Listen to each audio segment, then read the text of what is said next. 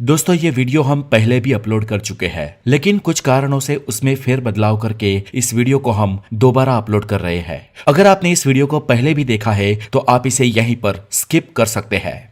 आपने अभी recently Kabul airport की यह तस्वीर तो देखी ही होगी, जहां बहुत सारे लोग अपनी जान बचाने के लिए एक चलते हुए हवाई जहाज में बैठने की नाकाम कोशिशें कर रहे हैं और उनमें से बहुत सारे लोगों की आसमान से गिरते हुए भी तस्वीरें दिखाई दी। और इसी के साथ एक सवाल सबके मन में खड़ा हुआ कि क्या कोई आदमी किसी हवाई जहाज की खिड़की पे लटक कर या उसके पहियों में छुपकर या प्लेन की छत को या किसी दरवाजे को पकड़कर क्या कोई इंसान ऐसे हवाई सफर कर सकता है और क्या वो बच सकता है?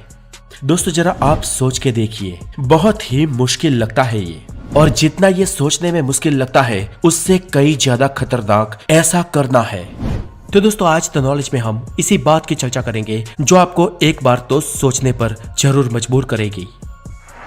दोस्तों फ्लाइट जब हवा में होती है तब फ्लाइट के अंदर के भाग को छोड़कर बाहर या लैंडिंग गियर में भी कोई भी ह्यूमन बॉडी जिंदा नहीं रह सकती। ऊपर से फ्लाइट की थरथराहट, पहिए की आवाज और ये सब इंसानी बॉडी सह नहीं सकती। और अगर कोई इंसान ऐसे फंस कर किसी फ्लाइट में चल भी पड़े तो उसकी मौत होनी तय है। लेकिन फ्रेंड्स यहाँ पर एक अपवाद है। ये बात सन 1986 की है। पंजाब में दो भाई रहते थे। एक का नाम था प्रदीप सैनी और दूसरे का नाम था विजय सैनी। जिसमें विजय छोटा था, उसकी उम्र 19 साल थी और प्रदीप बड़ा भाई था, उसकी उम्र 23 साल थी।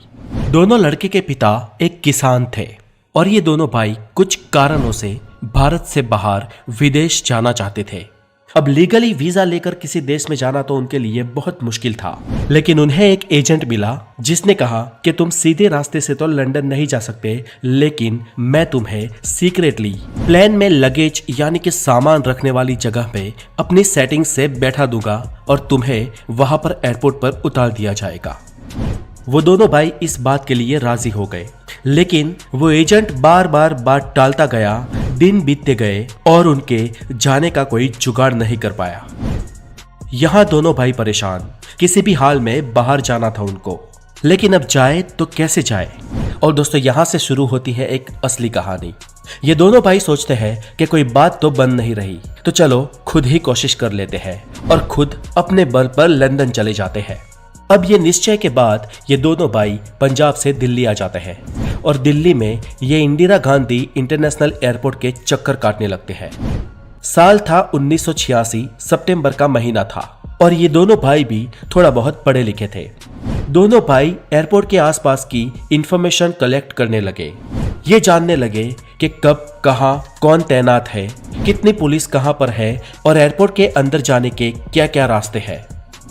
अब दोस्तों सीधी बात है कि मेन डोर से तो अंदर जा नहीं सकते थे, इसलिए उन्होंने एयरपोर्ट के पूरे कंपाउंड को समझा और ये जान लिया कि एयरपोर्ट बहुत बड़ा है और इसकी कई कई जगह पर दूर दूर तक दीवारें फैली हुई है और ये जगह है सुनसान भी है, जहां कोई आता जाता नहीं है।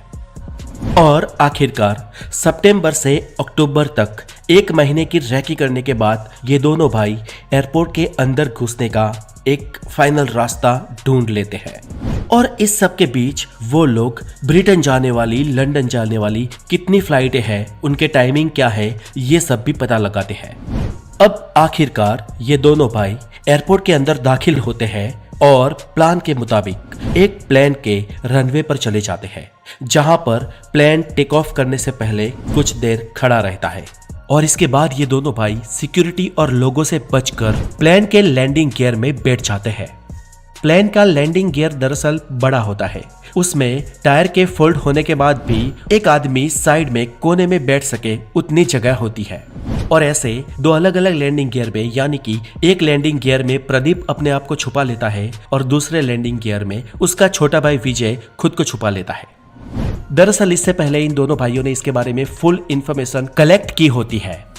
इसके बाद इन्होंने वेट किया प्लेन में सारा लगेज पैक होने का, वेट किया सारे लोगों के बैठने का और वेट किया फ्लाइट के उड़ने का।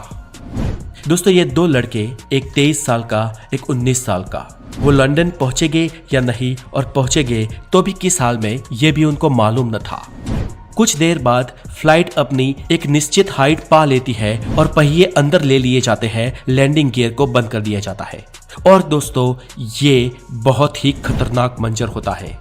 जब पहिए हिलते हैं या पहिए में कंपन होती है तो भूचाल सा महसूस होता है। और यहाँ पर हाइट पकड़ने के बाद टेम्परेचर से और हवाओं से लड़ना तो एक और ही बात हो जाती है। फ्लाइट 800 से 900 किलोमीटर पर आवर की स्पीड से चलती है और हवाएं कान फाड़ देने वाली होती है। ये दोनों भाई टेक ऑफ करते ही बहुत डर गए। नजारा बहुत ही भयंकर था।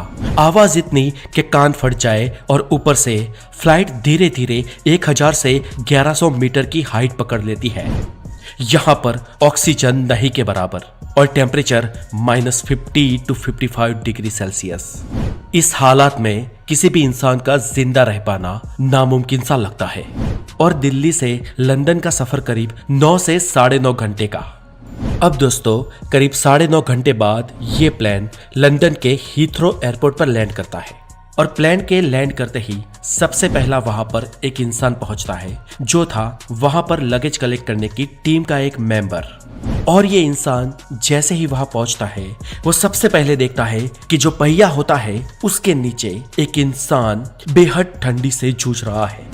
वो कांप रहा होता है रोड पर नीचे। ये इंसान कुछ समझ नहीं पाता, ये कौन है, कहां से आया, क्या करना है। इसके बाद वो अपनी टीम को बताता है और पूरा स्टाफ वहां पर आ जाता है। पुलिस आती है, डॉक्टर आते हैं, एम्बुलेंस आती है। एम्बुलेंस में उस लड़के को ले जाया जाता है और लंदन के हॉस्पिटल में उसकी शुरुआती ट्रीटमेंट शुरू होती है। सांसें चल रही होती है, लेकिन बदन अंदर से बहुत कांप रहा होता है, मानो अभी जान निकल जाएगी। और अभी ये बेहोशी के हालत में था।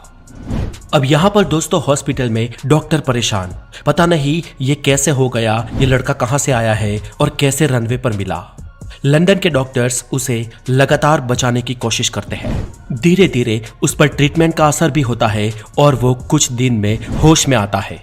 और होश में आते ही प्रदीप सबसे पहले एक सवाल पूछता है कि मेरा भाई कहाँ है। अब दोस्तों, यहाँ पर समझने वाली बात यह है कि इस प्लेन से उस दिन सिर्फ एक ही लड़का मिला था, जो था प्रदीप सैनी, बड़ा भाई। विजय सैनी किसी को नहीं मिला। डॉक्टर और सारा स्टाफ फिर से परेशान हो जाते हैं कि ये किसकी बात कर रहा है।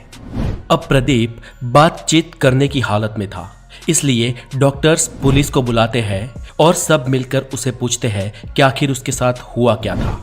और प्रदीप एक ही लत दोहराता है कि मेरा भाई कहाँ है, मुझे उससे मिला दो। पुलिस और डॉक्टर्स कहते हैं कि हमें आपका भाई वहां पर कहीं नहीं मिला था। और तब प्रदीप अपनी पूरी बात वहां पर कहता है कि कैसे दो भाई दिल्ली एयरपोर्ट से बिना टिकट्स, बिना वीजा, लैंडिंग गियर में अपने आप को फिक्स करके लंदन की ओर बढ़े थे। प्रदीप कहता है कि हम दो भाई अलग अलग लैंडिंग गियर्स में बैठे थे और वहां पर शोर इतना था कि कुछ सुनाई नहीं दे रहा था। मुझे लगा जैसे मेरे कान के पर्दे फट गए हो।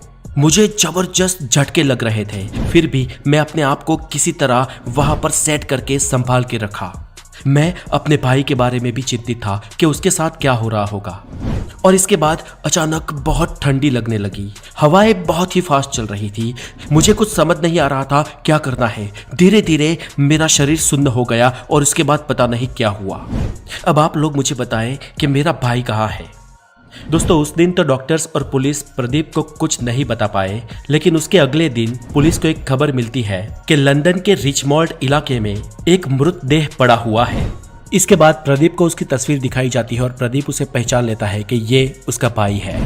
ये फूट फूट कर रो रहा होता है और उसे अपनी जिंदगी का सबसे बड़ा अफसोस हो रहा होता है। पोस्टमार्टम रिपोर्ट से पता चलता है कि प्रदीप के छोटे भाई विजय की मौत ऑक्सीजन की कमी और ठंड के कारण हुई थी। और जब लोगों को प्रदीप की बात पर विश्वास होता है और पता चलता है कि कैसे दो भाई भारत से लंदन प्लेन के लैंडिंग गियर में बैठकर निकले थे और कैसे उसमें से एक भाई बच गया, तो किसी को इस बात पर यकीन नहीं हो रहा था। इस पर कई रिसर्च टीम ने रिसर्च किए और एक रिसर्च टीम ने इसके ऊपर पूरी छानबीन की और ये कहा कि प्रदीप के बचने की कोई उम्मीद तो नहीं थी, लेकिन कुछ वजह थी जिसके कारण ये उस विपरीत हालात में बच गया। डॉक्टर्स और रिसर्च टीम के लिए प्रदीप का बचना एक चमत्कार था, लेकिन यह चमत्कार हुआ कैसे, इसके पीछे मुख्य 3 कारण थे। इस चमत्कार का सबसे पहला कारण था प्रदीप के शरीर का रिएक्ट करना बंद हो जाना। जी हाँ दोस्तों, प्रदीप का शरीर इस विपरीत हालात में इतना सहम गया कि उसने विपरीत परिस्थिति में रिएक्ट करना ही बंद कर दिया और इसके कारण तेज आवाज का असर, तेज हवाओं का असर और -50 डिग्री टेम्परेचर का असर भी प्रदीप की बॉडी पर नहीं हुआ। यूं मानो कि उसकी बॉडी फीलिंग लेस हो चुकी थी। दूसरी चीज ये थी कि प्रदीप के अंदर एक स्ट्रॉन्ग विल पावर था और तीसरी चीज वो शरीर से मजबूत था। ये तीन चीज ही थी जिसने उसे इस विपरीत परिस्थिति में बचाया, अन्यथा इस विपरीत परिस्थिति में बचना अपने आप में ये चमत्कार है और प्रदीप एक अपवाद है। आमतौर पर इस परिस्थिति में किसी भी इंसान की मौत हो जाती है। तो दोस्तों, इस तरह एक पंजाब का लड़का लंदन पहुंचा हवाई जहाज के पहियों में खुद को छुपाकर, और वो भी जिंदा हालात में। इसके बाद प्रदीप पर लंदन की कोर्ट में मुकदमा भी चला और 28 साल बाद साल 2014 में प्रदीप को वहां की कोर्ट ने एसाइलम दिया और उसे लंदन की नागरिकता मिली। आज प्रदीप की उम्र करीब 45 साल है और वो अपने बीबी और बच्चों के साथ आज भी लंदन में ही रहता है और वो लंदन के हीथ्रो एयरपोर्ट पे ही बतौर ड्राइवर का काम करता है। और दोस्तों, आज भी प्रदीप को अपने जीवन में एक ही अफसोस है कि वो बच गया लेकिन उसका भाई नहीं बच पाया। तो दोस्तों, ये थी एक सच्ची कहानी। आपको कैसी लगी हमें जरूर बताइए और अगर आप नए हैं जरूर सब्सक्राइब करें। अपना बहुत सारा ध्यान रखें। Have a good day, take care.